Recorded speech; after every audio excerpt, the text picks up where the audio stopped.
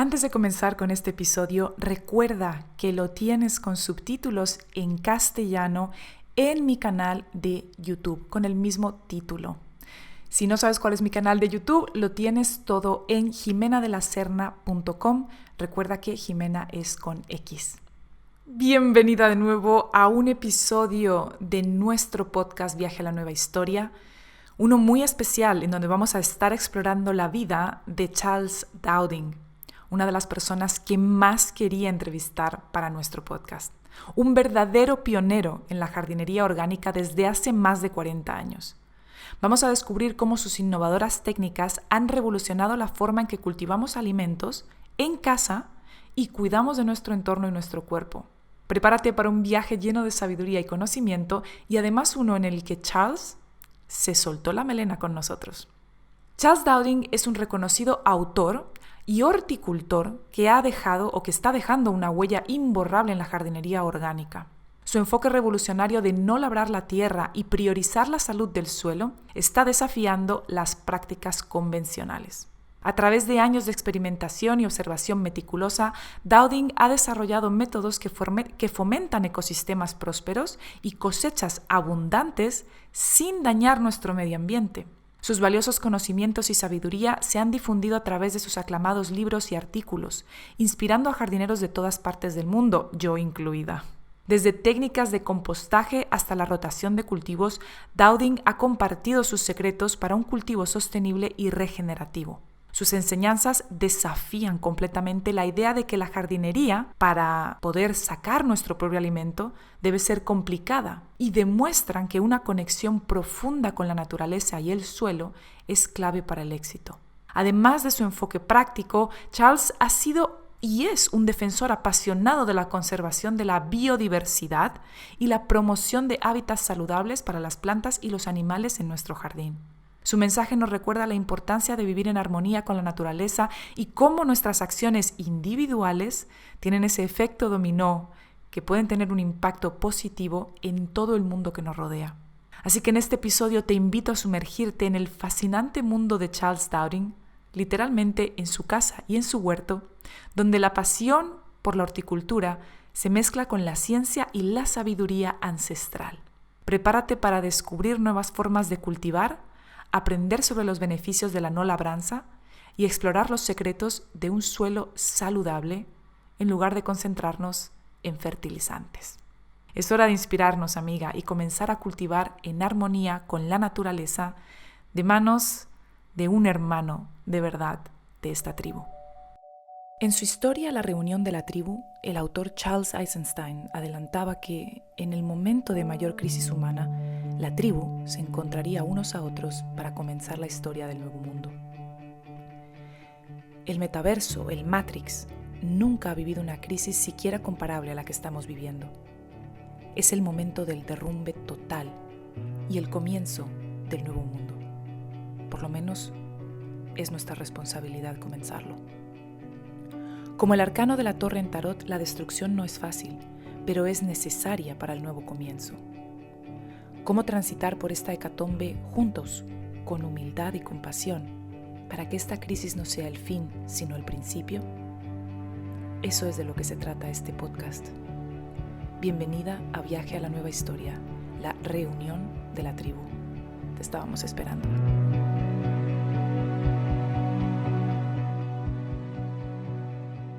Esta charla, porque es una charla, no es una entrevista realmente, va a ser un poquito más larga de lo normal, pero de verdad que merece muchísimo el tiempo, sobre todo por el invitado que tenemos. Alguien muy especial que estaba arriba de mi lista de personas que quería entrevistar. Si no conoces a Charles, ajústate el cinturón porque vas a un viaje espectacular y si ya lo conocías, igualmente, relájate para escuchar a un alma gemela de esta tribu. Dicen por ahí que no debes conocer a tus ídolos porque corres el riesgo de que se te caigan del pedestal. Yo pienso que no hay que subir a nadie en un pedestal, pero que cuando estamos bien conectados con nuestro instinto, somos capaces de darnos cuenta de dónde hay un alma gemela y cuando vas y la buscas y la encuentras, te das cuenta de que tu instinto no te fallaba. Si no sabes, yo tengo un blog también donde están todos mis episodios del podcast con texto extra y recursos extra. Así que si de cualquiera de mis temas quieres saber más, solo tienes que ir a mi blog, que lo vas a encontrar en ximenadelaserna.com. Lo buscas con el mismo título y vas a encontrar mucho más texto y recursos para cada uno de los episodios. Y es eso lo que te quiero leer aquí. Creo que esta es una buena introducción para un episodio que es para mí muy especial y quiero que no se quede nadie sin leer o sin escuchar esa narración que pongo al principio en el blog. Así que te la voy a leer aquí para adentrarnos en el mundo de Charles Dowding y en una conversación que fue muy, muy especial. A micrófono cerrado me contó cosas que es mejor dejar privadas, pero no se van a quedar con ganas de ver a este gran maestro llamar abiertamente a las cosas por su nombre, hablar de lo que está pasando realmente con el clima y la manipulación y, lo más importante, compartirnos todas las prácticas que él lleva a cabo y que son técnicas olvidadas, o más bien que han querido que olvidemos, que no recordemos o que ridiculicemos. El 10 de junio de 2023 no podía contener mi emoción mientras Mark y yo nos adentrábamos en el hermoso jardín de Charles Dowding en Somerset, al día siguiente de haber llegado desde Alemania por carretera. He estado siguiendo su trabajo durante años, estudiando sus libros y viendo sus vídeos con una admiración inquebrantable. Ahora tenía la increíble oportunidad de asistir a uno de sus talleres e incluso entrevistarlo para mi podcast. Y por si fuera poco, Charles nos había invitado a Mark y a mí a ir a verlo en la mañana del taller antes de que llegara todo el mundo. Esta aventura empezaba increíble. Al entrar al jardín quedé inmediatamente cautivada por la exuberante vegetación y los vibrantes colores de las hortalizas, increíblemente grandes para una época tan temprana del año. A su lado las mías eran apenas plántulas. El aire estaba impregnado del dulce aroma de la tierra que caracteriza al Reino Unido y del sonido de los pájaros cantando, creando una atmósfera serena que proporcionaba el escenario para un día de aprendizaje. La conexión personal fue inmediata. Supe que había conocido a un alma hermana en el viaje a la nueva historia. Mark y yo lo ayudamos a pelar habas para el almuerzo. A media mañana comenzó el taller y Charles Dowding se situó frente a nosotros compartiendo su sabiduría y pasión por la jardinería orgánica. Su presencia tranquila y conocedora resonaba en todos los presentes.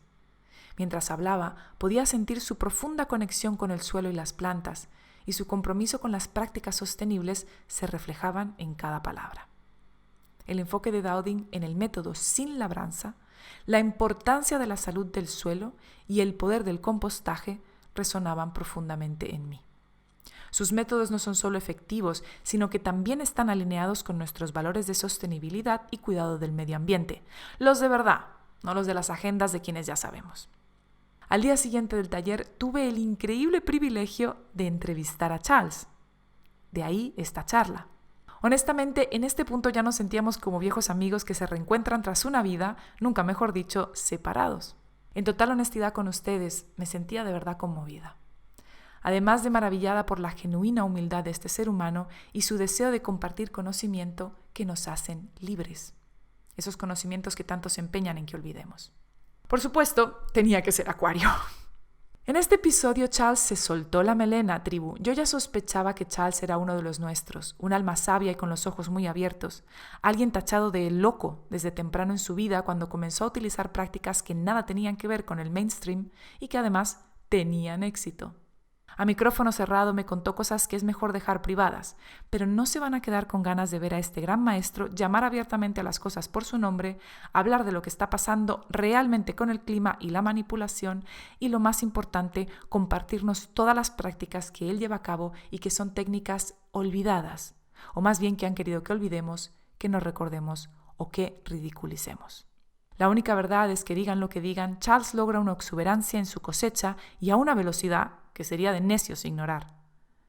Al final de la entrevista sentí un profundo agradecimiento por la honestidad y apertura con la que Charles nos había obsequiado, ya que él no ha tocado abiertamente estos temas hasta ahora. Por eso esta entrevista es algo inédito. Al dejar el jardín de Dowding ese día, llevaba conmigo un renovado sentido de propósito por compartir el conocimiento que había adquirido. Sabía que sus enseñanzas continuarían modelando mi trayectoria y sabía que había rellenado un huequito más en ese casillero en mi corazón de almas a las que estoy buscando. Hay algo en mí que lucha por encajar en los grupos sociales. Me resulta difícil, en parte porque sigo cuestionando las creencias comúnmente aceptadas y las suposiciones ocultas. Charles Dowding. Ahora sí, disfruta de esta charla con Charles. This is a dream of mine and of many, many of our followers, our viewers. They were so happy to know that I was coming to see you. So thank you so much, Charles, for being here today and for welcoming us in your house. Oh, well, it's such a pleasure, actually. I can't quite believe you're here. Really? Yeah, because I've been following you as well. And it's like, wow. This is really weird because yesterday I was telling Mark that I felt a bit like I was jumping into the Matrix because obviously I've seen you for many years on the YouTube, and then suddenly it's like I crossed a barrier and I jumped into YouTube and now it's real. It's like I jumped inside of another dimension. Great. Oh, So well, I hope we can make it real for your viewers. yeah, I hope so. And if you want to make it real as well, know that Charles does seminars and courses almost every weekend during the summer, right? And that's what we were doing yesterday. We came to one of his courses. And even though I've watched, I don't know how many hours of your videos, probably thousands of hours of your videos, I have few of your books, I have 2 of your online courses, I still learned a lot of things yesterday that I didn't know. So. And it was really good energy, wasn't it, in that group of people? Exactly. That's something I really like. You really pick it up. It's something I noticed after lockdown finished, that even though we could do a lot of online work together with people all over the world, I did a course in Inverness in Scotland with 18 people in the room, and the energy, I'd not felt it for so long. It was like, oh. Right after the restrictions? Yeah, soon after lockdown. It was the first sort of group course I'd done for quite a while. And all the people were like, there was a buzz in the air, and I think that you get that feeling with a group of people together. Sadly, we can't get it quite online, but actually just the 2 of us, I think we can buzz off each other and absolutely send that energy. Absolutely, absolutely. And yesterday, actually, when we met for the first time, it was like, it really felt like you're coming to someone you already know, and it's like, hey, Charles, long time no see you. And then we were just talking about a lot of interesting things. Yeah. And it's like, I don't know, how does it happen nowadays? Obviously, you've been doing this for 40 years, so that's how old I am almost. I'm 39 years old, so you started doing this when I was born. And so you know how things were before. I still remember the world when there was no internet, no connection. Internet didn't arrive until I was a well-grown up teenager. So I remember not having mobile phones, not having internet, not having other ways to connect. And obviously you remember that better than I do. And now with this intercommunication globally, do you not think it's amazing that even though we're not meeting people face to face, we're still matching people who are kindred spirits? Yeah, I couldn't agree more. I was just going to say that actually, because I'm really grateful for it. I've in my life I felt quite isolated sometimes from having unusual views, different to the mainstream. And I feel that through the internet, much more connected now with people all over the world. And you know, that's actually meeting you is amazing. But people like you and loads of your viewers, I'm sure, great to see you. And you know, we want to share some unusual things, don't we, a bit? And this is so interesting, Charles, because one of the things my followers complain, quote unquote, complain to me the most. I do a live session with them every week. For, I don't know, 5-6 years, I've been doing every single week. I do 1 hour live with everyone who wants to join. Cool. And probably the number one thing that comes up every time is people telling me I feel isolated. Like my friends don't understand me. My children think I'm crazy. My husband thinks I've lost it. And I don't find friends. I always say to them, this is just the beginning. Because something, I don't know if you know the author Charles Eisenstein.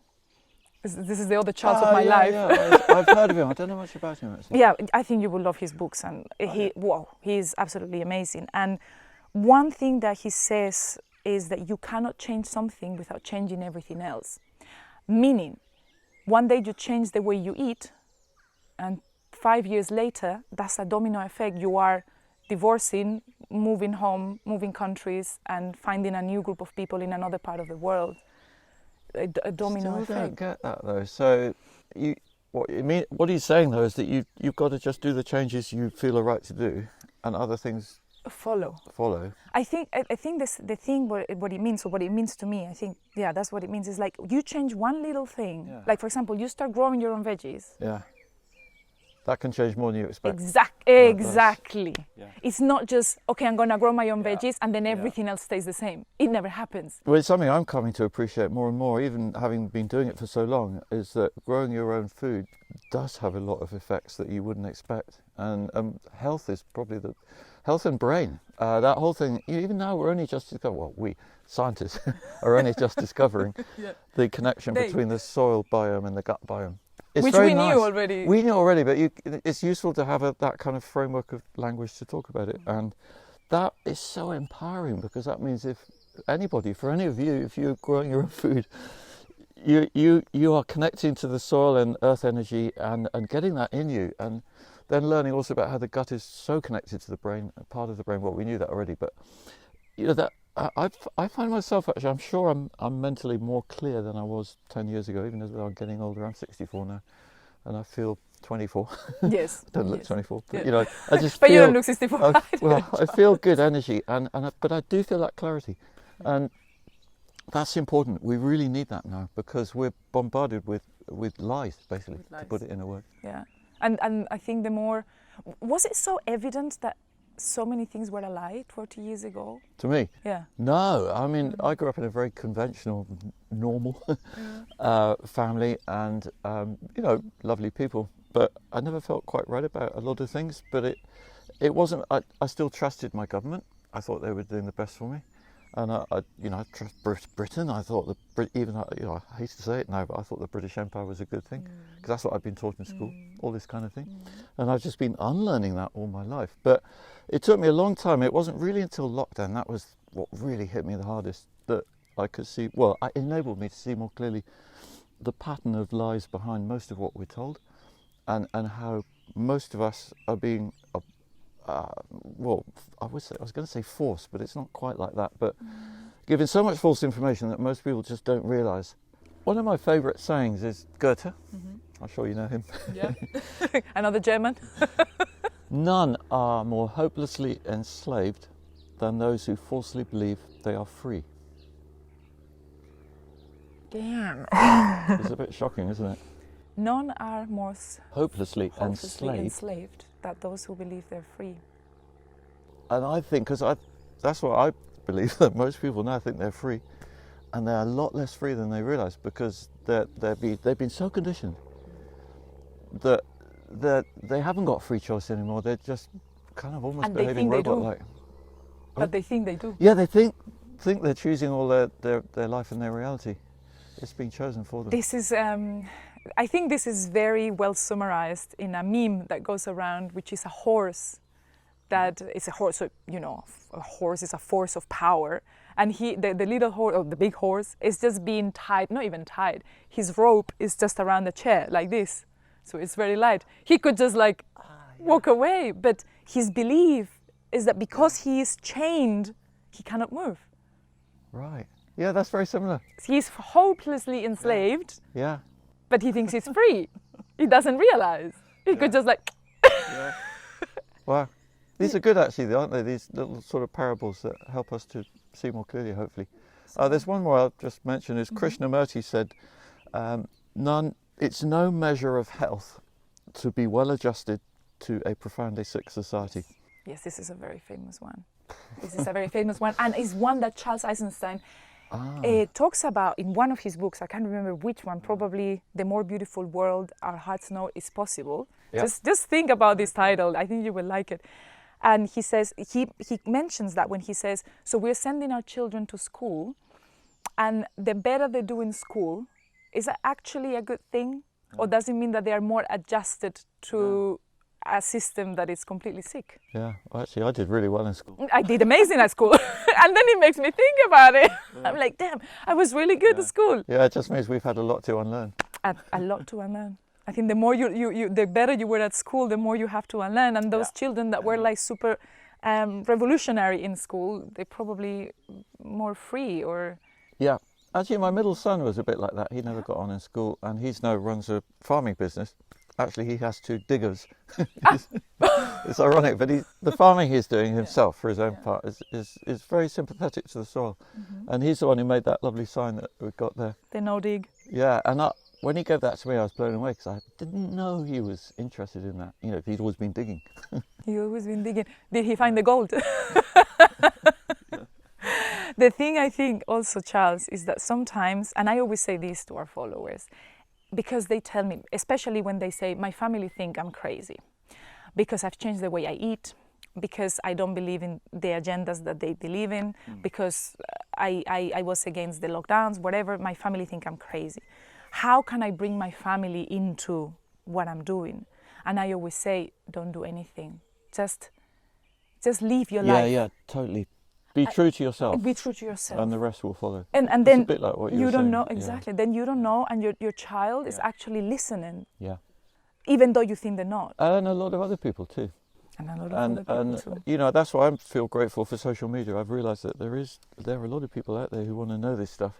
And actually, the mainstream media, which actually I like to call the legacy media, they keep a lid on it. When I won a prize for with Steph, we won a prize for the book No Dig Organic Home and Garden. That was in 2017. That book's amazing. Thank you. That book's amazing. So it was a big event in the Smart Hotel in London, the Savoy Hotel, and the winners were announced for the book, and we went up to collect the prize and happened to walk past the table where all the journalists and the editor of the Daily Telegraph Gardening, that's a really big British newspaper, Yeah, of course. were sitting, and the editor, who I know a bit, I don't really know well, but it was just so funny what she said. She went like this, "You win." No. It's like, what do you mean? Is this a kind of like a war or a competition? No. And it felt then, it kind of explained, because it seemed to me I'd often been trying to get mainstream media, the big media, to publish stories about no dig, and I wouldn't say there was never any interest, but they weren't that keen really. But it just seemed to me like this is so clear that it can benefit so many people. It's going to save people a lot of time. It's in the end, they're going to be producing a lot more food for less effort. And that's why they don't want it. That? Well, I suppose so. You know, that's when you start to think, what's going on here? The more independent you are, the more sovereignty you have. Yeah, exactly. And well, they don't want their readers to be too independent. Exactly. You know, that's not good for the system. That brings me back, and it's related to some of the things that we're going to be seeing in your garden in a minute, because we're going to be going around and Charles is going to tell us a little bit about the myths of gardening. There must be something beyond of our understanding, because like we said at the beginning of the interview, back in the 80s, the 90s, we had to meet people face to face to connect. Mm-hmm. And how is it that now we are connecting even though we don't know the people face to face? So there has to be a field of energy that is beyond our understanding that brings us together, because how can that be? That's really interesting. I hadn't thought of it like that. How can it be that I come to meet you and we already had the connection? Or it happens to me all the time when I go and meet people that I've met online, and the connection is already there, without having known each other from before, and we've never touched, we've never seen each other in real life, yet the connection is there. Well, we're both Aquarians. Well, this is... I don't know if you follow a lot of that, but there's always these memes about Aquarians going like, oh, this is the aliens, and we are very like, we like to think beyond. On the edge. On the edge. If you want on the edge, or a little bit beyond the edge. Yeah, no, it's great. That's where the internet, though, can be really good. Making these connections, I think, like we're doing now, we can build on it once you've got that contact. So I would say, don't worry if you feel like you've done one change and you feel isolated, right? You will find your tribe. Yeah, well, do you know, it's a funny thing with like no dig, because how I have connected with so many people through that, and then I get a lot of messages of people saying like, you have really changed my life. It's like, what? I know. I mean, it's really nice though, isn't it? And it's more than just a method, and that's going, you know, to the myths thing. And what I love about it is it can lead people to question and takes them down that path. You know, coming back to that same thing, you change one thing, and in this case it's how you tend your soil, and it's leading to so many others. And that's what more encourages me more than anything, actually, because I think there is then this ripple effect of it spreading out and that's what I'm really hoping with my work is, back in the 80s I was in the Soil Association, in the Organic Growers Association we had in those days. I was treasurer of the Organic Growers Association. And we thought we could change the world by having these organisations and getting people together and talking and persuading people that, look, organic is the way to go and this kind of thing. Never happened. And then we'd sort of get, even government ministers sometimes would graciously come and give a talk at one of our events, you know, the Minister for Agriculture. And it's like, oh, and we were all really polite to him, you know, yeah, nice to meet you. And they'd make promises and you think, great. And then nothing happened. And I've seen this happen so often. It's more than a pattern, it's just how things are. Top down does not work in our Western society, at least. And if you go, a lot of people are spending energy trying to do that. But I've realised, and that's why the social media is so wonderful, to connect with millions of people actually, that can build an energy. And I think all of us are really, you know, go for it, really changing more than we realise. This is so interesting. What you just said, top down doesn't work. Yeah. I always say this, and so many people wasting the energy. Energy is... Yeah, talking to government, you know. Talking to government, trying to change them so they change things. Yeah. No, change it yourself. Yeah. Be the change you want to see. And just acknowledge, you know, that's what it's taken me a while to realise, that government doesn't want to benefit us. You know, that's a bit of a generalisation. I'm not saying all people in government are bad, but the underlying reality is that's what it is. And that, again, that's what I saw really clearly in lockdown.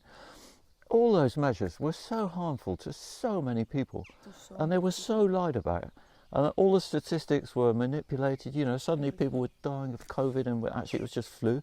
In Britain, it was something like 20,000 people normally die of flu every year, and during that lockdown year, hardly any did.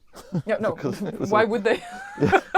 So, you know, it's just that. It really opens your eyes to see, how much things are being manipulated. I think 2020 really opened our eyes to the ones of us who were on the edge of opening our eyes. Yeah. And the ones of us who were completely blind still, and some people still didn't open their eyes.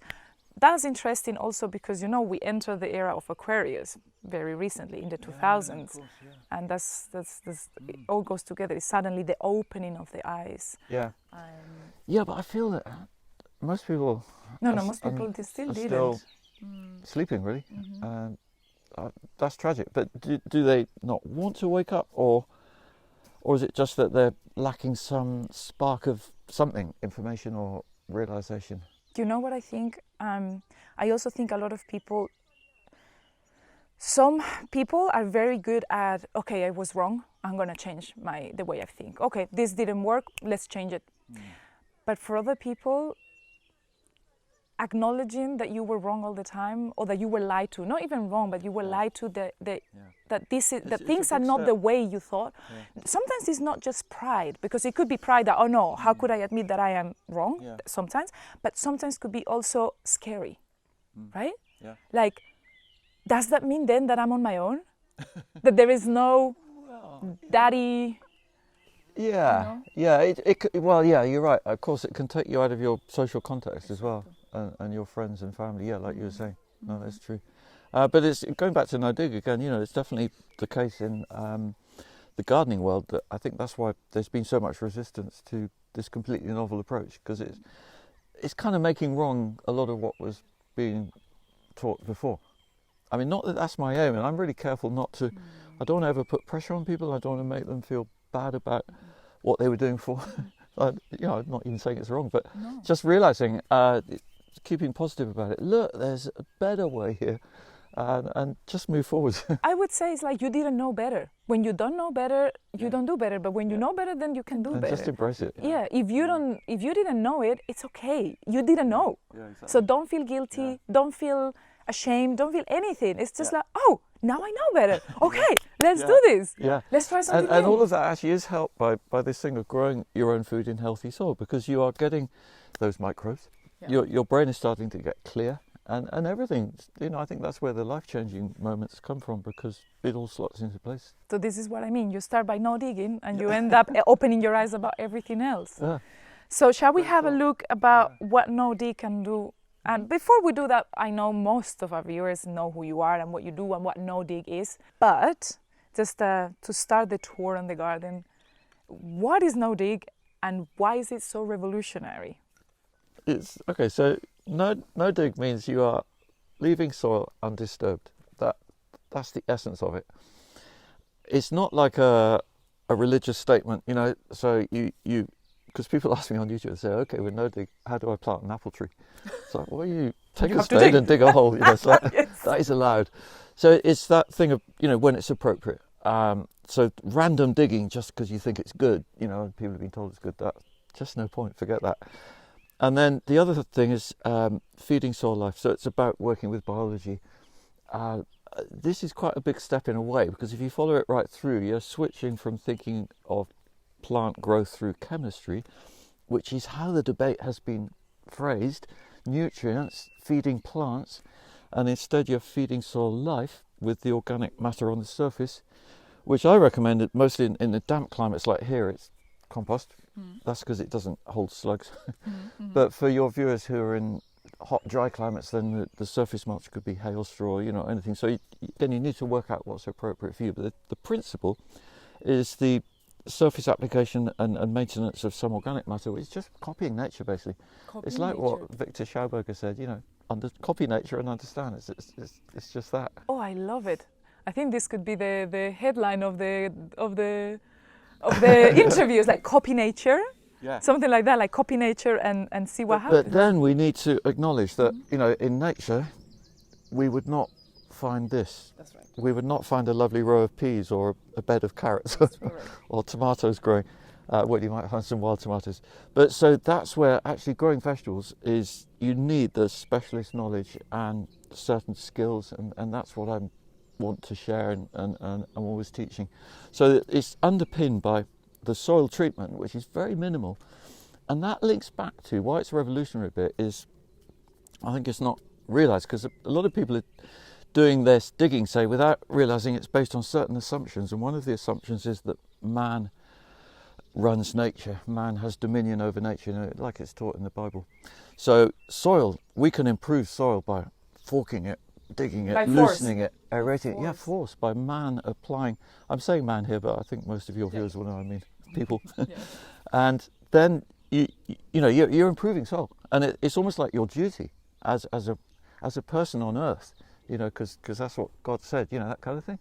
And work the land. Yeah, so no dig, you're stepping back from that and not involving yourself. You're acknowledging that soil can do it itself, and that all the soil life can sort itself out. And you know that some people could see that as disempowering, because they feel, then what am I going to do? It doesn't give me a role anymore. But our role actually is we can really enable that process, and there's many other really interesting ways that we can enable it, even more ways that modern science doesn't even acknowledge. You know, like the hidden energies that you get in biodynamics, for example, and I can mention a few more if you want. We're going to be showing some biodynamics things that Charles does. And more. And more. And much more. So no dig really links with biodynamic, really links with permaculture. Yeah, all of those. It's all. But it's kind of an all embracing it up. I sometimes actually get frustrated by people who talk about permaculture in a very, as though it's a very defined thing. Because for me, permaculture actually is really common sense. It's common sense. You know, and if you're not careful, you get a rule book. Is this permaculture or is it not? You know, and then people worry that they're doing the right or wrong thing. Because people like to follow rules. Yeah, they really do, and I'm always trying to strip that away. And that's why I say no dig is so simple. Leave the soil undisturbed where appropriate and feed the surface. That's it. You know, there's lots of other little things you can do around that and take it a bit further or differently, but that is it. And you know, I don't want to create a big code of practice. No. Or a movement which is enshrined in rules and has a committee. A recipe book. You know, and I'm the emperor of no dig. You know, people say, why don't you start a no dig, I don't know, movement, if that's quite the right word, but worldwide organisation. No. that would be death, really, because that solidifies it. And, you know, I think that's the problem, actually, hope people don't mind me saying, but with biodynamics, you've got all these associations and they get too codified, and then there's not room. I think Steiner would have preferred that people were more free to take it on from his teachings, that kind of thing. Humans really like to how do you say institutionalize things? Exactly. We like it. We like to put things in books and rules, and it's not very Aquarian. And I think that's why you say, why don't you? No, no. We prefer that. No, just spread the knowledge and do it and share it. Yeah. So I would say this is interesting. This is feed the soil. Don't feed the plant. Feed the soil. Which really means feed the soil life. Feed the soil, feed life. Yeah, feed life. And then the life will sort things out. You know, like we know the mycorrhizal network of filaments in the soil, all the fungi help plant roots to find the moisture and food they need. So when you realise that, you can see it's just a crime to put a fork or spade in the soil because you're breaking up all that life structure and then it has to restart. I've actually got beds over there where we're doing a trial where one bed we put a fork in just to loosen the soil, not even do a proper digging, we don't invert it or anything. And it has the compost on top, same as the bed next to it, which is no dig. And the bed that we fork is noticeably poor in growth, and most of the vegetables, not all actually, but it's very interesting just seeing those comparisons. And you realise and you think, well, why has this been thought to be good? I mean, really, why? Why has this been thought to be good? Just because it's been told through so many years. Yeah, well, it must be that. It must be that, because where's the evidence? Yeah, because also when you are digging, you are disturbing seeds, and then you get more weeds. And then many people say to me, I cannot do no dig because I have a lot of weeds. I say, no, that's perfect. That's exactly what you need. Yeah. And that then, hopefully, if anyone, I think that again, that's where no dig can really trigger the thought process in your mind. If you start to think, well, why did I do that then? Why was I believing before that I had to dig and fork the soil or whatever? And then think about other bits of your life where this also overlaps. Like the bread we had yesterday for lunch, so no need. No need. and no fill. Also, when Charles when Charles puts the little seedlings into the earth, he just makes a hole with a dibber, which I bought because he designed it and it's amazing. And he just makes a hole, and then he takes the little seedling, he pops it in, press down and leaves it and doesn't fill it in. So job done. Yeah. That's it. No fill, no dig, no need. And a lot of it for me is about time saving. Yeah. Because the more time we have, the more free we are to be creative and just expand our knowledge and do things better and grow more food, whatever it might be. So yeah. Change the world. Well, I wasn't going to say that. Connect with more people online. That's another thing about you, Charles. Before we go into the garden, I don't want to take too much of your time, but how at the beginning when I started following you, I thought he must have a huge crew of people answering all his messages and comments and everything. And then the more I follow you, I realized, no, this is Charles responding. That is me. Well, I have just recently, in the last 3 months, I've employed a social media manager, and she is helping with some answering the questions that are not too technical, but she'll just leave the ones that need a bit of extra knowledge to me. But apart from that, I do it all. And yeah, I get up early. But I really appreciate the connection actually, and I've learned a lot from doing that. And so keep the questions coming. Keep the questions coming. Let's go and see the garden, shall we? Yeah. Let's go and see your trial beds that you were talking about. Yeah, exactly. And these are my, not my main dig no dig trial actually, which is also we could look at later maybe if we have time. But these are the ones where instead of digging, I just do forking of the soil. So we put a fork in once a year and just pull it enough to loosen the soil. Okay, and then you can see a difference. And that's this bed here. In fact, it's all the beds in this strip going up to the blue water bud at the end. And they're all sown or planted with the same vegetables at the same time, and they're all harvested at the same time. Then we weigh the harvest. So we've got record, and I've been doing, this is the 10th year of doing this trial. So I've got 9 years of results. And it's showing so far it's that 8% less food where you do this forking. 8% just by forking, not even turning. Yeah, by doing this extra work. But doing more work, you get less food. Get 8% less food. And it's the same compost, same everything, just the forking. And this year, for some reason, it's visually often not very visible. So they look quite similar. You pick the leaves, and when you weigh them, these just weigh less. It's like, what is this? And I've had people who are working here saying the same thing, but they look the same. When we put them on the scales, there's just not so much matter, nutrition. That's what I wonder. So anyway, you look at these lettuce here. So this is in the fork bed. We picked these 5 times already, that's why they're medium sized, but they've been in the ground since March, so for over 2 months. And then look at those on the no-dig bed. It's very visible. It's quite striking, particularly the middle row. The middle row of cos. Yeah. They're huge in that bed. Yeah. Even the curly ones. I mean, I think you can see it in all of them. But actually, now you say the Batavians, these are caught up a bit. They were more behind. Because I think probably the soil is healing itself a bit. But basically, these again look quite similar. That row of Batavians. But I'll bet your you soil anything is that so those good way more. that even the bad soil heals itself. Yeah. Well, yeah. Thank goodness. Yeah, thank goodness. Yeah. Wow, it is very visible. And then there's, well, we're here actually. Yeah, of course, we've got this trial. We got here. Look, Ximena. These potatoes. These beds. This bed of potatoes. Well, I call it a bed. It's a line, if you like, because there's 3 little beds of it. But what I'm doing here is no rotation trial. Ah, that's another thing. Yeah. So that 4-year rotation. Yes. Gospel. Yes. You must follow the 4-year rotation. If not, then God is gonna and finish everything off. So this is the 9th year of growing potatoes in the same strip, ground. in the same bed, in the same ground. No rotation, and you can see. The average is this amount. To give your viewers an idea, it's quite nice if they can see the whole line there.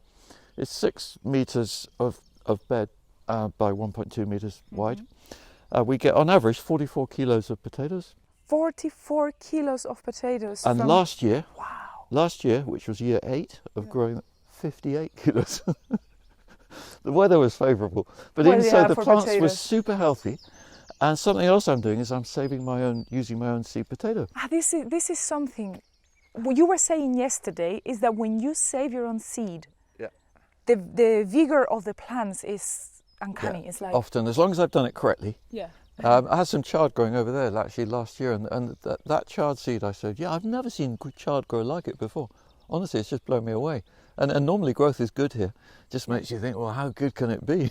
Well, these beds, this is the thing. Today is the 11th of June.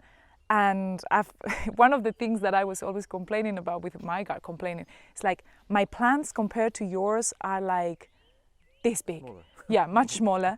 But everyone else was saying the same thing yesterday. They were saying, how come your garden looks like it's already July and mine looks like it's March?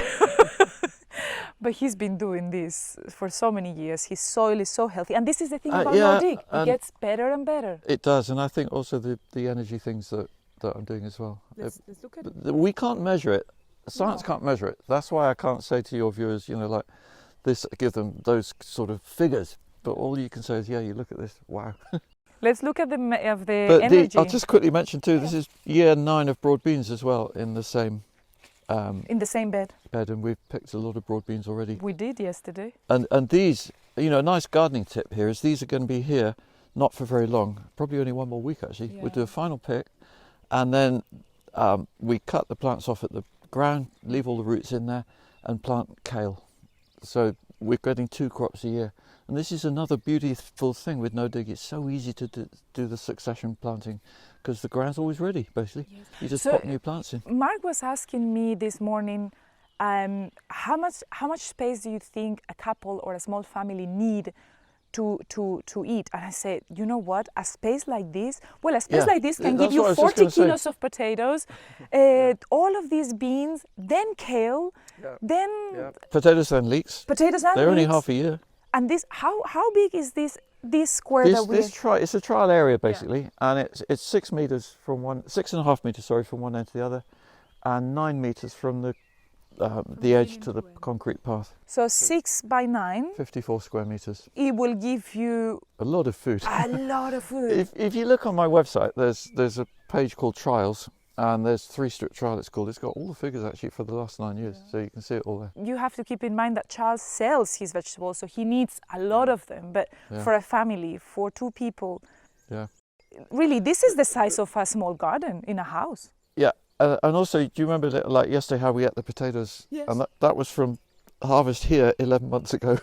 We ate yesterday potatoes harvested 11 months ago. Yeah. And they were just very simple, in a sack in a shed. And I think that's because they're high quality food that you're harvesting, and it's alive and it stores much better. Because that's another thing, right? They say you have to store potatoes in boxes separated by 4 centimeters. Don't touch each other. No, you just dump them in a bag. Make it sound difficult and expensive, and that'll keep you quiet. It will keep you from not doing it. Yeah. Like you won't just don't do it because I don't have the space to store 40 kilos of potatoes. Yeah, or apples or whatever. Or it's apples. just crazy, isn't it? Wow. So let's see then. Look, it's just talking about the energy. Yeah, this one here. I don't know what to call this little device, but it could be an energy tower if you like, and it's based on the work of a scientist called Philip Callahan, who was an American. He travelled the world and he was really interested in pyramids actually, but then he was also in Ireland, and I don't know if you know about them, but in Ireland you've got these round towers that are really big, meters in diameter, solid walls, and like 10 meters high. What are they? Nobody knows what they're doing. And he was looking at them on a map one night, and that's the constellations of the northern hemisphere at winter solstice. Oh my God. Precisely mapped on Ireland. Oh my God. So it's like, that means something. Of course it does. This is what he worked out. He scaled down their measurements. It's not exact, but enough that it. You see, I can't measure this, so that's why I hesitate to talk about it very much, but I'm sure this is having a good effect. In a few words, it's pulling low frequency energy from the universe and spreading it out in the ground. It's like an antenna, right? It's got a quartz here. Yeah, do you know what? That's my addition. That wasn't in his thing, but it just feels like good, yeah. But it's alternating layers of rock dust and wood chip, and so it's filled inside. This is like a pipe? That's important, yeah.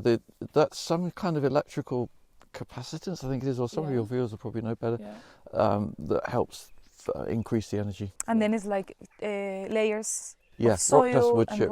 No, it's just rock dust, basalt, volcanic rock, wood chip, basalt, rock, wood chip, and so on, up to the top. And then this chimney. Yeah. And did you build this? This is just a drainage land pipe.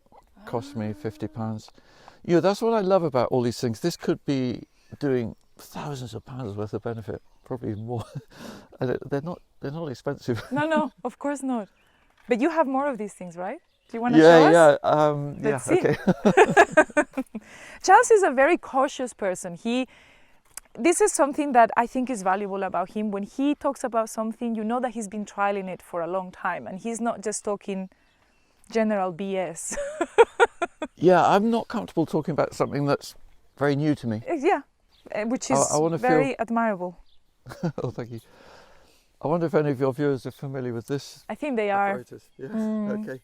So, as far as I understand, it stems from the work of Wilhelm Reich, and I would call it an orgone generator, a generator of good energy, basically. My followers know orgonites, and they're super into orgonites. So we got a double-pointed quartz crystal at the bottom. So it's the way I understand it, it's pulling good energy from below and also spreading it out widely. I don't know how far. I don't know if anyone could measure that even. But what motivated me to make it was seeing all these chemtrails in the sky, which we've had quite big time since last autumn. I know. We didn't. I gather you've had more, but we didn't see them much before that. No. I don't remember seeing so many here in the UK when I lived here.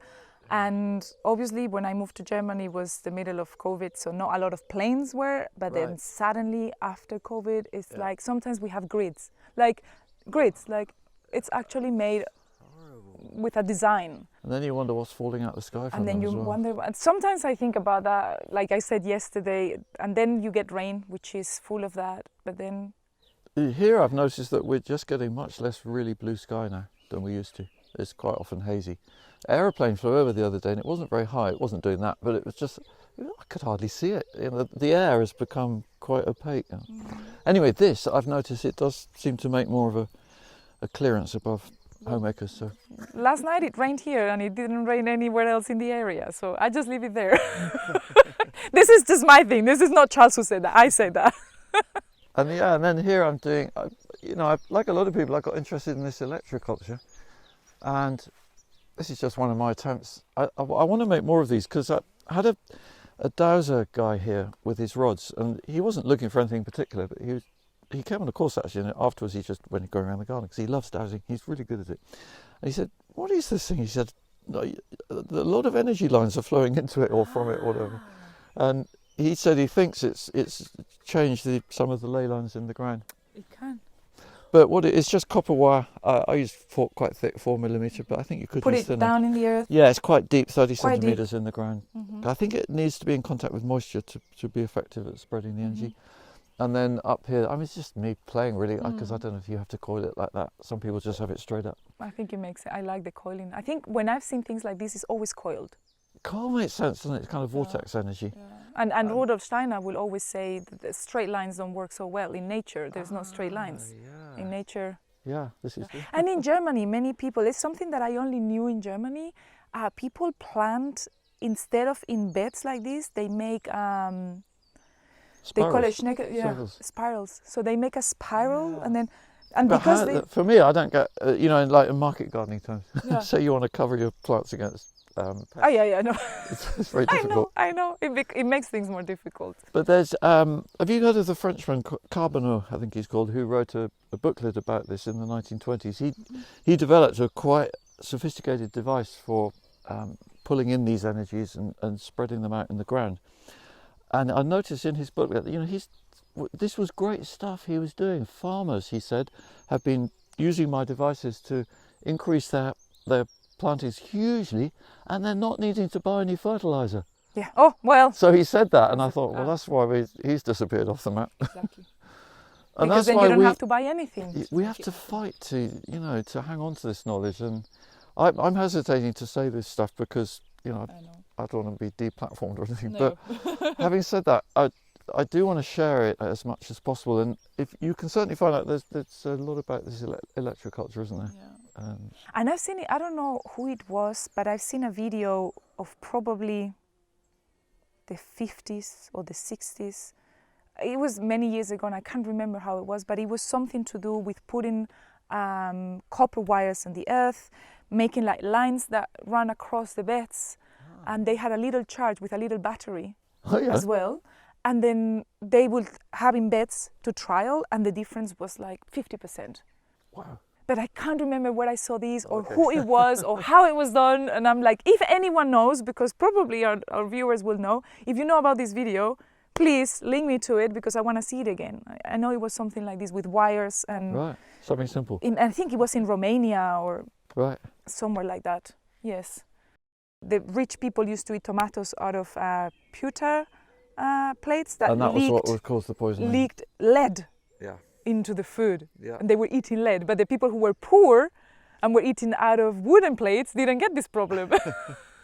Yeah, well, interesting. That links to Victor Schauberger, who I mentioned, that brilliant Austrian forester, and he was called in by the King of Bulgaria in 1930 to could he help because their wheat harvests were declining, and Schauberger noticed that it was since they switched from wooden moldboard ploughs to iron. And it must be something to do with the iron. This is quite big news for most modern farming because iron ploughs and everything. Mm-hmm. Anyway, I think he worked to add a copper plate the ploughs or something, or even go back to wood, and then the yields went up again. Too much iron in the iron is not good for soil when it's moving. When it's moving through, particularly, it seems to break or damage the capillary structure of soil and its ability to hold on to water. Yes. So much relates to water, and there's a lot to find out about water still. Water is like soil. It's another of those things that have so much that we don't understand. And how it works. And something that you said yesterday that I thought it was fantastic is that so many of the myths, and this goes with what I teach and what I say also about illness of the body, is like so many myths about you cannot do this to a plant. Oh, it was about the pH of the soil. Exactly. It was like, don't plant this thing on here because the pH is bad, or you have to change the pH. First of all, it's almost impossible to change the pH because it will go back to what it is, right, eventually. Yeah, exactly. And what you said, which is amazing, is that how about we understand that the plant adapts itself rather than you have to adapt the surroundings of the plant. Yeah, because that's what science is now discovering. People with microscopes can see all the interactions of plant roots and how somehow they're working out to modify the pH around the root itself, even if the soil is officially not quite the right pH for the plant. So the plant changes its environment to be able to thrive. Plants are really clever. This is amazing. But this is where, this is where I really have a beef with science. I am the same. This bloody word. I'm the same. And every time I get people asking me, do you have a scientific study to prove that? And I said, you go find it, because you will find it. But I'm not gonna find it, because there's no point. You will find studies for yes and for no, for black and for white, and for everything in between. But what does it mean? But what does it mean? Yeah, that's the question people need to ask. Exactly. And what does it mean in a lab is not the same. Yeah, maybe blueberries need acidic soil, but who's telling you that the blueberry cannot make acidic soil itself? Yeah, that's quite a big one. I've not noticed that yet. That's quite a big step. Yeah, but what we were talking about yesterday was like the because I was quoting how, for instance, you read a book and it says carrots like a soil of pH 6.8. It's like 6.8. Oh wow, and then people believe that because it's written there. It must be true, and then they're worried because their pH is wrong, so they're doing all these expensive amendments, and it just makes it difficult. And when you realise that the soil biology, if you haven't been digging, because a lot of these statements are based on damaged soil. Claro. And a lot of statements like, if you've had white rot on your onions or clubroot on your brassicas, you mustn't grow them there for 7 years or whatever it is, Again, it's because the soil is damaged. You keep digging it and it's taking a long time to recover. So with no dig, again, it just opens the door to a lot of healing and a lot of possible easiness. Yeah, and one thing that you said yesterday is because in my garden, when we got it, I told you it was completely unmanaged for many, many years. So the grass was not even grass as this, no, the wild grasses were about here. Which is good. Exactly. And this is what I liked. It's like when you find a field and you think that it's, oh my God, it's got wild grasses up until here, this must be horrible. No, it's full of life. Yeah. And those weeds are healing the soil, right? It was probably very disturbed soil to begin with. Because I think that you had couch grass, didn't you? Yes. Elemus repens, and that's got fantastic roots that go into the soil like wire. I know. Sometimes I pull one and it's like... Yeah. So they're really opening up the soil, which is probably quite damaged after many years of being cultivated. And exactly. So don't think... This is one thing I teach is Germanic New Medicine, which I don't know if you know about, but is oh my God, it's another field that Dr. Hammer, again a German, and it's called Germanic New Medicine.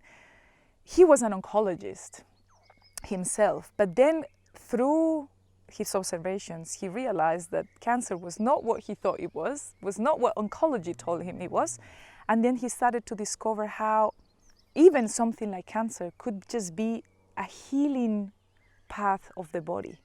Oh wow. Exactly. And long story short, his studies, he was from the University of Tübingen in Germany. He presented the studies to his university, and they told him pretty much that he had to stop practicing medicine and he had to leave the country because he was under threat for the rest of his life. He lived in Spain for the rest of his life. How long ago was this? When was Hammer? Dr. Hammer was in the 40s, I think. What? I have to check, yes. I've not even heard of this. This is amazing. This is amazing. And then some of his colleagues who reviewed his work, some of his peers, actually gave statements later on, and they said that his findings were so on point and so irrefutable that if they accepted it, it was going to change medicine, and they couldn't do that. Yeah, well, at least they were honest about that. Exactly. But then, if something like a cancer, which is the big C word, could actually be a way of the body healing itself. Yeah, then we just got to work out how to live with that and not let it kill you before it... Exactamente. And then that also relates to weeds. Weeds are healing the soil. They're not an illness, no? And they treat it with killing weed killer. Yeah. You're killing something that is actually healing the earth.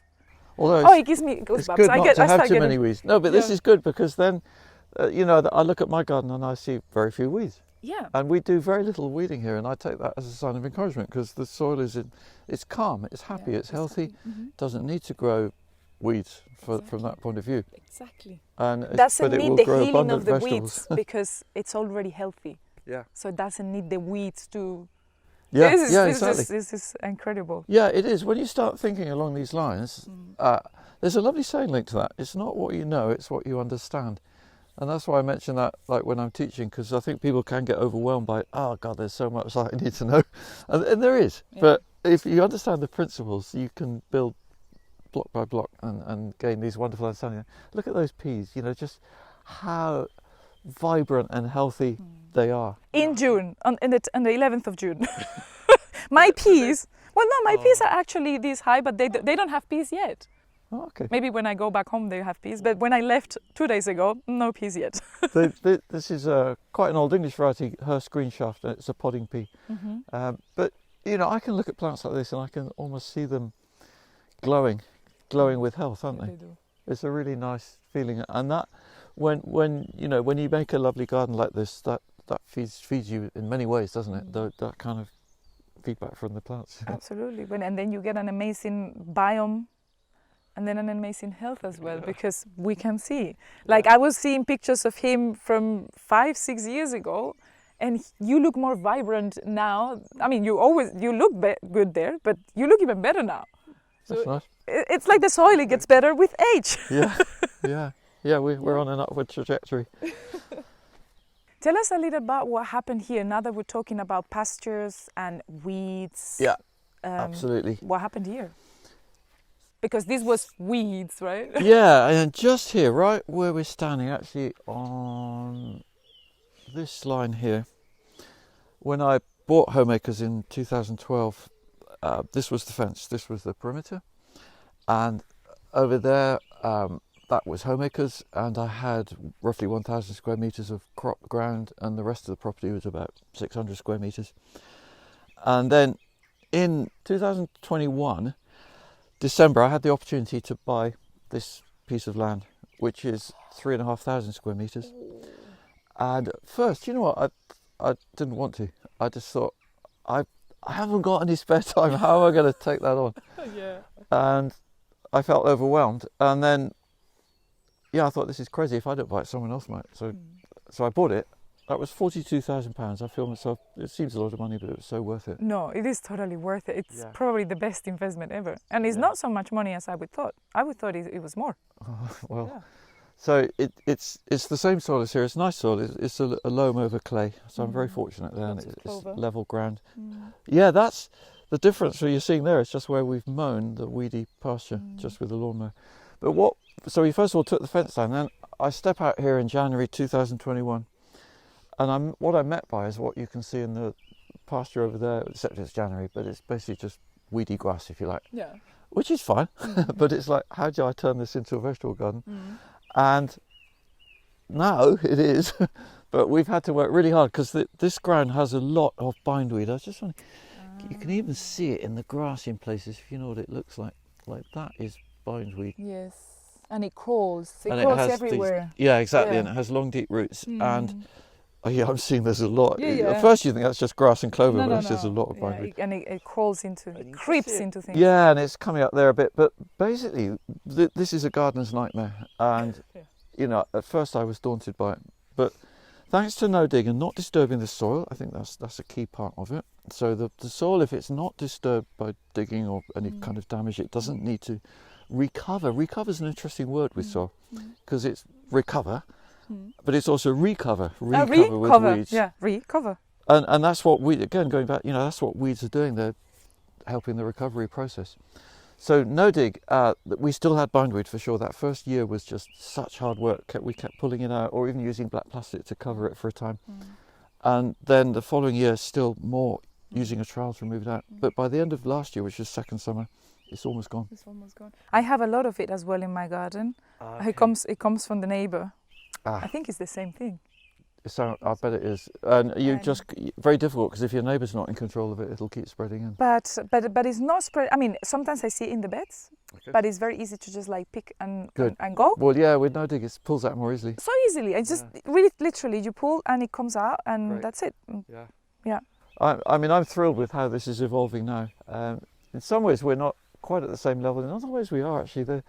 It's always interesting taking a new ground and seeing how things do compared to older ground. We've had some problems with wireworm there. That's little maggots living in the ground, but not too bad. And mostly, as you can see, things are doing very nicely here. Potatoes are flowering. Yeah. This is a new bed made in January this year. So 5 months ago, we put cardboard on the weedy gran, which was like that before. That's just from, it goes from mowing, it goes from being like that, which is lovely. I'm leaving that to like this. I'll keep a bit of clear space. And so cardboard on that, and you end up with compost on top of the cardboard. If any of your viewers don't know this process already, I mean, it's so simple. And under the cardboard, do we use the cardboard only once, you know? Yeah, only once. And look at all the life. Ants. And eggs. There's a lot of ants this year. Yeah, me too. Oh yeah, look at them.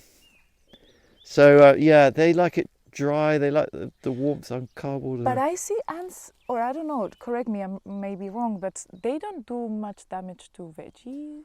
Or in they if you get a lot of them, if you had a big ant's nest near to your plants, they secrete formic acid, which is a bit poisonous for roots. It's not too bad. It's not too bad. I mean, but they don't tend to eat crops. No. No. You know, that's how it is with pests. One is always trying to find the balance point, and you've got to accept that we're always going to have ants and slugs and woodlice. That's fine. Just need them to be not too many. Yeah. But yeah, so we've been removing some of the dandelions and bindweed and couch grass that regrew, but it's not too much. And as you can see, we're getting some nice harvest. It's so amazing. I'm happy with that. That's year 1, and then this is year 3. No, that's year 3 of garlic. Garlic, and yeah. This here we've just finished turnips, we've just finished broccoli, so we've always got 1 or 2 empty beds for replanting. That's going to be summer lettuce, for example. And then here is the other way I use to, you know, go from weeds, basically.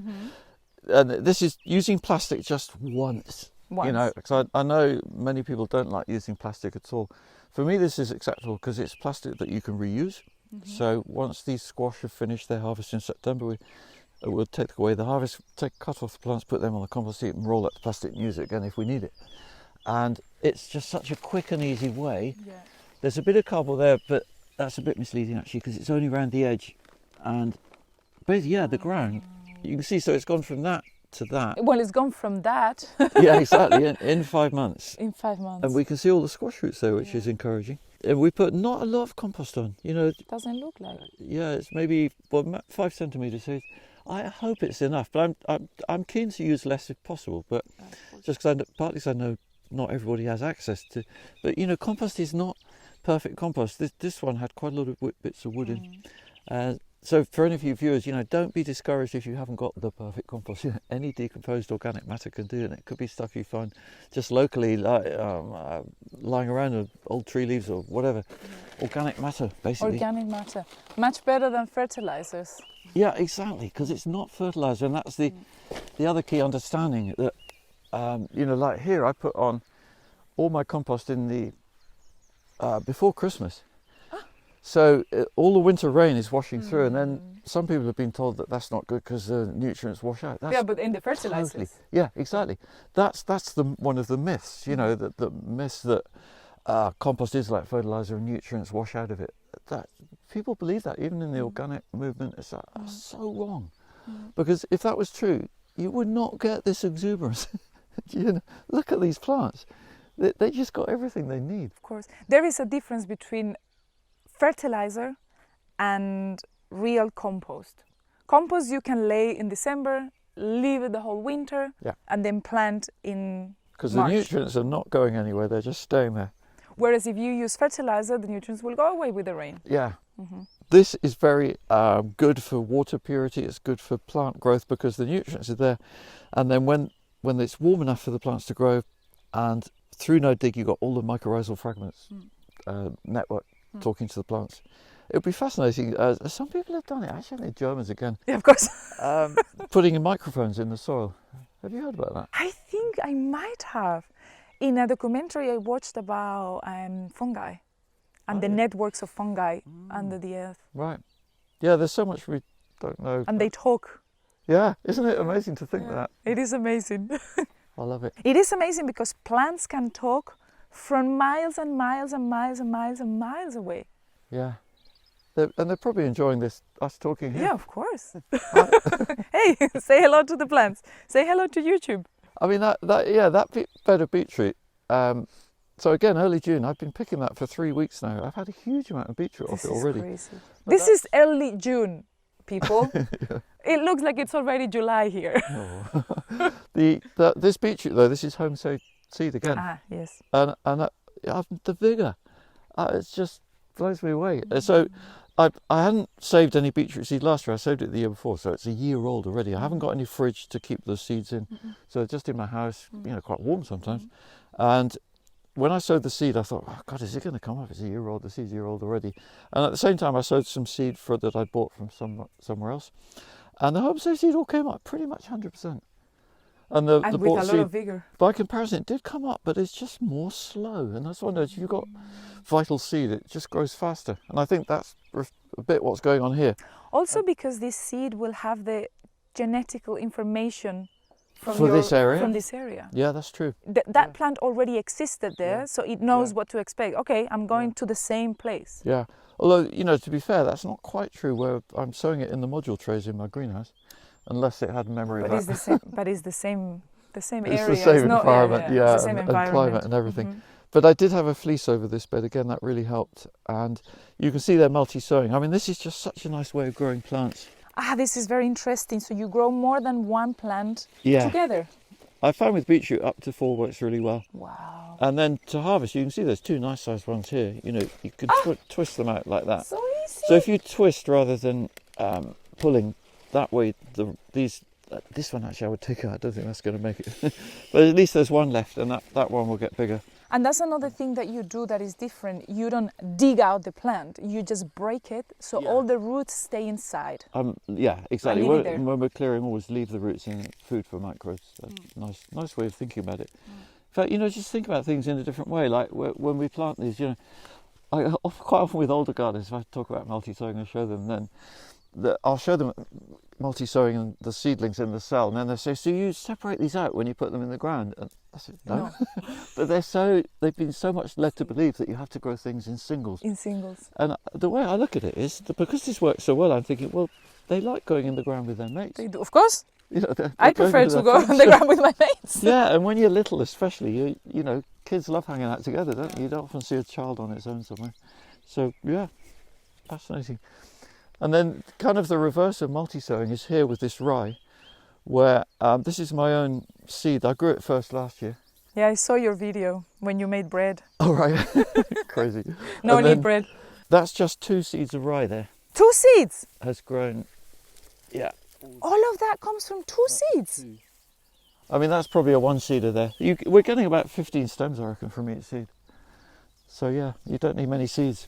How many kilos of rye do you get from this patch? Well, I don't know yet. How much did you get last year? Yeah, well. Depending on the weather, maybe 20 kilos. 20 kilos last year? I'd be happy with that. Last year I got from actually that area there where you can see the onions and the carrots. That happens to be where I grew the rye last year. And that gave me 6 loaves, big loaves of bread, which means about 3 kilos About 3 kilos. grain. Half a kilo per bread. Yeah. Wow. But this is a lot of work. It's all hand harvest, so it makes the bread's expensive. Expensive in labour. Yeah, expensive is the wrong word, isn't it? But a lot of time. Yeah. Very joyful process. This polytunnel has been here for 4 years. This structure, before that was another one here. So this is now the year 11 of growing food in this place. And again, not much rotation. So what I do actually is these cucumbers, I grew them at the other end last year. This was tomatoes. So I do alternating tomatoes and cucumbers. And these, when do you think these were sown? Oh God, you said yesterday, but was it like yesterday? Yeah, it was 17th of April. That's it. That's the date I recommend. Roughly mid-April. And then we planted them here, transplanted 17th of May. So that's, what's today, the 11th of June, 25 days ago that these went in the ground as plants. Less than a month. Yeah. And look at the size of it. And again, they just look so good, don't they? They look so happy. Yeah, they do. And we just surface mulching. It's really simple. We do hardly any weeding in here. I do no feeding. Again, that's time saving. Yeah, pretty much everything I'm doing, the precise methods I'm using is about saving time. And with the cucumbers, I do a special thing where I take off every second cucumber, so I don't let all of them grow. I find that way, with organic growing, where I'm not pumping them full of fertilizers. That enables me to get a nice big cucumber in succeeding without the plant having to. So you remove every other, like when you have 2 cucumbers, then you remove it and you leave just one. Yeah, that's it. I was doing it just this morning. So there's one. Then I took this one out and leave that one. Then take that one out as well. Yeah. But my tomatoes are not looking so happy, and actually that's one slight problem I have in here. It's a little bit too hot by day. And they curl. Causing the leaf roll. Yeah. And I can live with that because my main value in here for the market garden is the winter salad. In winter, we and people love that. Yeah. Tomatoes, ironically, although everybody loves tomatoes, if you're selling them, you make no money at all. The price is low. It's the base price is set by horrible hydroponic growing. Pretty much slave labor, I think, as well. And zero nutrition. Well, yeah, exactly. Yeah. You're growing things in water. Yeah. These tomatoes in there, and we saw the leaf roll. And then in the greenhouse, the comparison. This greenhouse is so beautiful. Yeah, it's like, but you know what? It nearly blew down 3 years ago. The whole structure was swaying in the wind. No. And I wrote to the people who made it and who designed it. And at first they were disbelieving. And then I said, look, you've got to do something about this. And it could be embarrassing for you because I've got a big following on social media. And then they arrived with these braces, and the guy put them. It's the guy who designed the greenhouse. Actually, he came. He'd made these specially. Very nice. And then afterwards, I heard that they'd offered these to everybody who'd got one of these greenhouses. So I think I helped them out in the end by pointing this out. It just wasn't stable quite, but it's brilliant. The energy in here is amazing. Yeah, These lettuce, these were sown about 10 days ago. Actually, no. 8 days ago. Yeah, it's just like, wow. This is a week ago. We pricked them out. So this is my summer lettuce planting for my salad bags. But if you look at these tomatoes, you see that they haven't got the same leaf roll. So that, the same sowing day, everything's the same except just the different temperature in here. It's not so hot here because I think it's more that it's warmer at night because polytunnels get quite cold at night, and we'd have cold nights until because they lose a lot of heat, whereas very glass quickly. Doesn't so quickly. Yeah, exactly, and also the wood and the brick walls at the bottom. But it's been down to 7 degrees in the polytunnel recently, so in here it's maybe 12. That's too cold. Yeah, and then I see it in the melons too. I mean, look at this, for the 11th of June, I've already got, I think this is a record. Yeah, it is. It's already at the top. That's how much it grew in a day, pretty much, because I twisted it around. It's growing like that much in a day. And then I don't let the melons develop until the plants get a little bit bigger. So when do you decide that it's time to let the melons develop? Probably about knee height. Okay. That will then mean the melon will be quite close to the ground, which is okay. But it also means the plant gets more growth behind it before it starts this hard work of growing melons as well. Because it's the same with tomatoes. They're doing so much, aren't they, at the moment? They're growing and they're producing fruit and they're trying to ripen fruit even and doing that all at once. It's a lot of work. Well done, guys. Yeah. Something I discovered only last week was, I was quite shocked actually. I had a guy here volunteer. I do take occasional volunteers, but not too many, because actually for me it can be quite a lot of work because it basically means I'm training people. Yeah. But I learned things from these guys too, and something I learned from him was he'd been going around working on a lot of market gardens, organic market gardens, all over southern UK mostly, and he said none of those guys are making compost. So they're all buying the compost? Yeah, they're buying it in, which is fine. I'm not saying there's anything wrong with buying a compost. But why not make it? Yeah, why not make it? What's going on here? And he said, well, if he said that to them, they say, well, we haven't got time. But does it really take that much time, Charles? Well, not if you get organised. This is it. So I think it's motivation as well, and must be some kind of, there needs to be more knowledge about the fantastic benefit of making your own, the microbes in here. Because the compost they're buying often are these town composts, the black, very black ones. They're really black because they've been very hot. and killed most of the life actually. You have to tick these boxes: no pathogens, no weeds, no nothing, no life. Exactly. Whereas this is the opposite, and I can actually, though, this time of year get it hot enough. Like here we're up to 55 centigrade, quite close to the edge actually, and that's because I line the sides. You know, this is myths. Yeah, everyone's told you must have Open sides. slatted sides to your compost heaps to let the air in, No. and nobody's questioning that. No. But it doesn't make sense if you think about it. You don't want air flowing through your compost heap. It's going to cool it down. Heat. Yeah, and dry it out at the side as well. So with this method, I'm finding the heat goes nicely quite through actually. This is obviously bigger than most people would want, but it's the same principle. This is a scale much bigger because you are growing to sell. But for a homemade, we have probably ours are a quarter of these. Right, okay, well, a bit like that Dalek bin I showed you yesterday. Yeah. And you can make nice compost in that. Absolutely, it's beautiful. And this here, this is our peak time of year because 6th of June, so that's 5 days ago we started this one. 5 days ago. Wow, we've already got that much, yeah. It's helped by my neighbour actually. He was clearing out his ditch and I've trained him, he brings up his wheelbarrow and drops it. This is a good idea, ask your neighbours to give you, because usually they don't know what to do with it. In Germany you have to bring it to the local recycling centre, right? But you might save them a trip. Exactly. So well, don't go, I'll save you a trip, just give it to me. Yeah. And then... And I'll just say for your viewers, I don't know if I've got any examples here, it's totally fine to... Oh yeah, that was bindweed. It's dried off now. It's totally fine to compost weeds. All weeds you can compost, including bindweed roots, mare's tail, everything we put in here. And also a lot of stuff you're told you're not meant to, like citrus peel, all that sort of stuff. We put everything. We put everything. Yeah.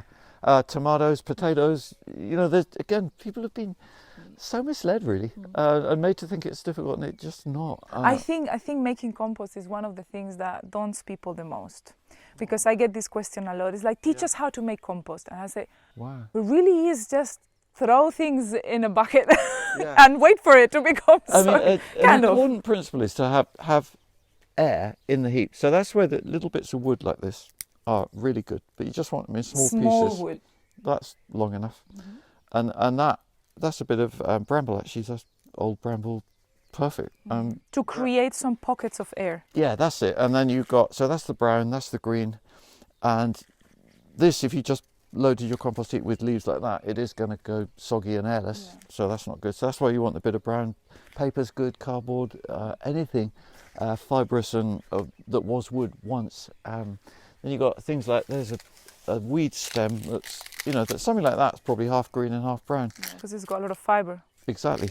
And so, you just have to get to know your materials really. And I do it roughly 3/4 by volume green, 1/4 by volume brown, just very roughly. I don't know, I follow a principle, let's see if I am right. We literally, because we don't have so much access to massive amounts, and the pile does go down a lot. It's a little bit discouraging that you have a pile here and then a month later it's here and you're like, oh my God.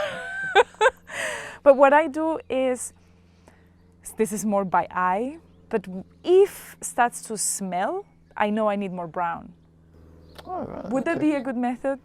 Sometimes when it becomes a bit smelly, like rotting, I go like, this needs a bit of brown, and then I throw... I can see where you're coming from. I would say 3 or 4 days before it's smelly. Okay.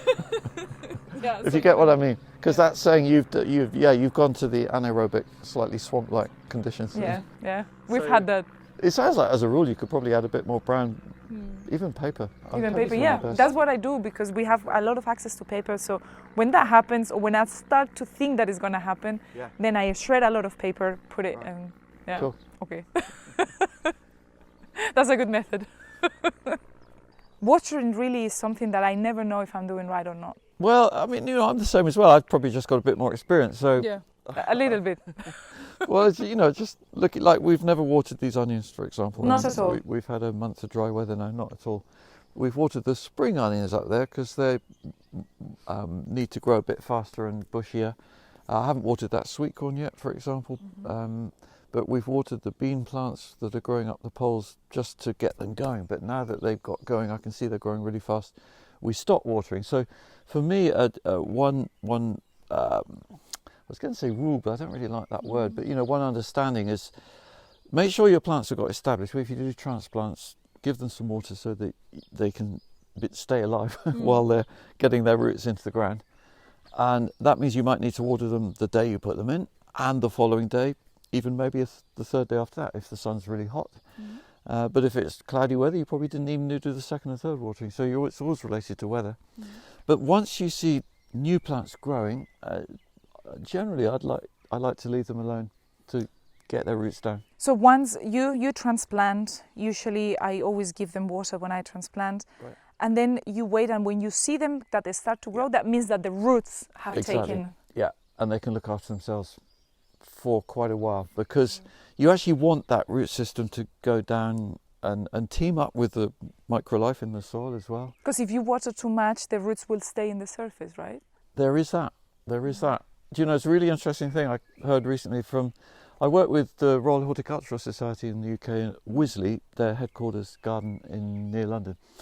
And they've got a very traditional, meaning chemical, orchard there of apple trees. And it's been managed in a very traditional way with lots of fertiliser, pesticide and drip irrigation. And they've decided to change this because they're going a bit more eco now. You know, great project actually. And they were wondering how difficult it would be to get these apple trees out. And they're big trees and they're probably 50 years old. Wow. And they found they could almost push them over because they actually had a chain between two small tractors and they just drove along either side of the road and all the trees fell over because the roots were so shallow. No. And it's a bit that thing, drip irrigation and fertiliser. You know, the roots didn't have to do any work. But I think that with these vegetables, they're rooting much more deeply than we imagine. And people often say to me things like, well, surely lettuce doesn't root much, you know, it's all in the surface. And I really don't agree with that, because sometimes in really hot weather, we're not watering lettuce every day. And the plants are doing okay, and they must be getting down there. And also for nutrition as well. But that's enabled by the mycorrhizal network, the mycelia, which themselves are already deep down. So if you know, with no dig, you've got plant roots teaming up with this fungal network, which is already deep rooting, if you like. So that means that, you know, your plant quite quickly is able to look after itself in a very impressive fashion. And, you know, you've been commenting on how fast things grow. Well, I think that's another factor. But with the watering, then in really dry conditions like that, we just started watering, like the peas we looked at. When they start to crop, or like these peas here, you know, that's when it's worth giving them water. When you start seeing flowers, right? When you start seeing flowers, exactly. Then it's good to water, because then you want. It's not that the plant fruit would die if you didn't, but more that the bit we want to eat is now growing, and we can increase the harvest by giving water at this point. So that's an excellent point, especially now that it's not raining anywhere. I wonder why. Yeah. Then people don't fret, like Charles says, just establish the plant. Once established, leave it alone mostly. Yeah. And when you see the flowers, then start to give water. Yeah. Or if it's salad plant, then you will be giving more generally water. Like the lettuce here, we water maybe twice a week, but not every day. Another nice little principle is wait until you see the surface is dry before you water. So you don't worry if the surface of where you're growing doesn't always look wet. That can be good. See, actually. This is not wet. Exactly, but it's like almost like a mulch on top. And that makes a kind of capillary boundary, and it means that the moisture below can't evaporate upwards. So actually having a bit of dry compost on top like that is a mulch. It stops the And then if water. we go down a bit, we have actually been watering here. Oh, you'd hardly know it. I think that's because the roots are so vigorous, they suck most of that water out. But there's some moisture now. And usually by this point, in fact, if it had been raining, we'd see little roots all near the top, because plant roots are very opportunistic. But again, I mean, look at this. This is no dig and dry conditions, which mean the soil is more firm, and I can keep on putting my finger down. Which is amazing. And keep going down. Yeah. And that's kind of a mixture of soil and compost that's been all created by soil life from the annual. We're putting on about that much a year of new compost. That's another thing, right? So at the end of the cropping season, you put about 5 centimeters of soil? No, not even. It might look that when it first goes on. But then I measure it when it's settled, because I think that's a more true measure, and it's about 3 centimeters. And that's 2.5 to 3. And that's it. That's it for the whole year. For the whole year. So like here, after these peas, I might be planting celery or beetroot or whatever, and we're not putting any more compost on in the summer. So it's a once a year application. And that links to how compost holds the nutrients. It's not like fertilizer. It's a long-term food for soil life. Long-term investment. Yeah. And just to say about the watering, come back to that, there's two more things. One is, I think generally people have been made to worry about water and plants need watering and they overwater. So I would say probably for most of you listening, you could probably water a bit less and you might be surprised. So. I think so. I think most people overwater instead of underwater. Yeah. And even if you see a plant, a sign that a plant really needs water, you go out on a sunny afternoon and the leaves are wilting. But don't worry. You can remedy that and you can water it in the sunshine. So if you go out in bright sunlight at 2 p.m. in the afternoon and you see some plants that are obviously struggling a bit, give them some water. And we've been told that you shouldn't do that because it burns the leaves. Totally false. And what can I say? Because even 2 weeks ago in the British magazine The New Scientist, there was an article saying, "Oh, we've just discovered this is not true after all. We've done some scientific research." It's the same for skin. Many they say you have to put a lot of sun protection because when you have wet skin, it will burn your skin because you have droplets of water on your skin. Doesn't happen. I don't even use sun cream, actually. No, we don't. And we don't recommend it. It's toxic. What exactly? It's toxic. It's toxic for you. It's toxic for the environment. It's toxic for plants, for the sea, for the animals. Yeah. No, and you need the sun. Hello. Vitamin D. Everything. And how happy you feel when you're under the sun. This is a big topic in my channel and my community, is to receive the sun. Well, on Facebook last year, I had a visit from a couple of lovely Irish men about in their early 40s, the happy pair. Yes, I saw it. Yeah. And they were all without their tops. That's it. Yes. And I joined them in a photo, and I didn't have a shirt on either. Yes. And so one of my followers says, "Oh, Charles, I hope you were wearing sunscreen." And I said, "Well, no, actually, because I just said I like the vitamin D, in fact." Yeah. And then that provoked a huge comments. And one lady said, "Oh, you're a conspiracy theorist." "Oh, I'm so sorry that I've unfollowed you, and I'm really sorry I bought your books." And yeah, she was really upset. Well, I'm sorry for you too. Well, it's such a pity though, isn't it? She's been so misled. She really and why do you take it personally? Yeah, true, actually. Yeah. If Charles does that, good for Charles or bad for Charles. I'd like to think that she'll have reflected on that and, Hopefully. But this is the thing. Why do you take personally with what another person does, especially a person that has nothing to do with you? No, well, I think that's because she probably really looked up to me. She's my follower and really and suddenly realises that I'm a zero. I've gone from hero to zero. And that's a shock for her. So, I'd like to think that she had a shock and then sort of maybe thought about it. Yeah. Didn't throw the books away. Well, she will lose. It will be her loss because it will be her loss. But it was an eye-opener to me to realise how much of this misunderstanding. It goes back to myths and misunderstandings, really, doesn't it? We work in this industry of alternative health, and I mean, I've been 12 years, so I don't get a lot of pushback anymore because I think people know me very well. If you are against anything I talk about, you would have stopped watching me 5 years ago. So I don't get a lot of it, but the industry, I don't know what to call it, the industry, the community that talks about these things, the pushback, especially people taking things personally that have nothing to do with. But some pushback is good, I think, because that shows that people who are not thinking like we do, at least they're here, watching, listening. I hope.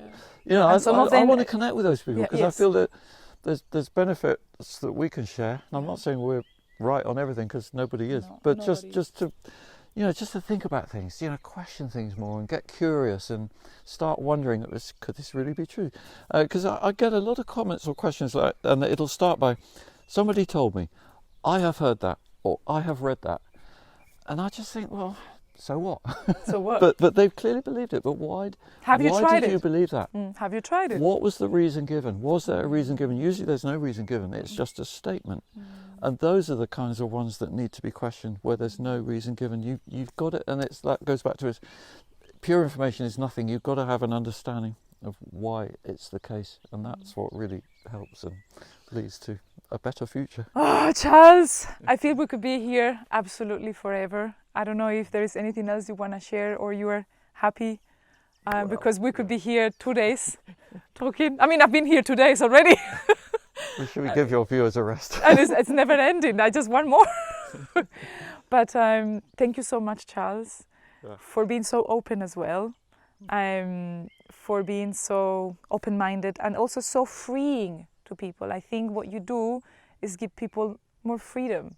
Great. Well, that cheers me up, because that's what I want.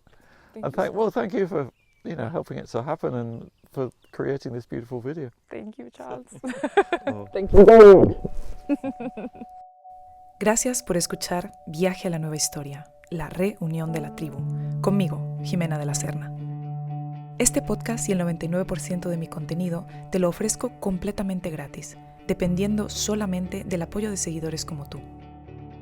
Si quieres apoyar este viaje a llegar lejos, te puedes suscribir a mi canal, a mi blog y podcast en ximenadelaserna.com. Recuerda que toda acción, por pequeña o anónima que parezca, tiene un efecto mariposa inimaginable. Si cada que recibes una pieza de contenido mía que te inspire o ayude, la compartes con una sola persona de tu círculo, estarás pavimentando el camino del viaje al nuevo mundo y la reunión de la tribu será imparable. Gracias por viajar juntos. Nos vemos en el siguiente episodio.